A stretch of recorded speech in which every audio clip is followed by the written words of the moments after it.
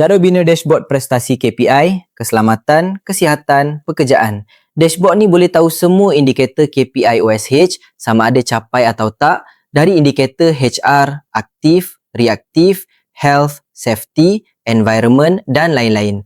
Boleh juga tahu indikator di lokasi tertentu, lokasi offshore atau onshore dan trend KPI ikut bulan. Jom bina. Mula-mula tulis topik prestasi KPI OSH. Dan bina kad untuk bilangan KPI capai dan tak capai, nilai TRCF, LTIF dan TROIF. Masukkan juga reference label untuk compare dengan pencapaian bulan lepas. Dan bina 5 slicer untuk status capai atau tak.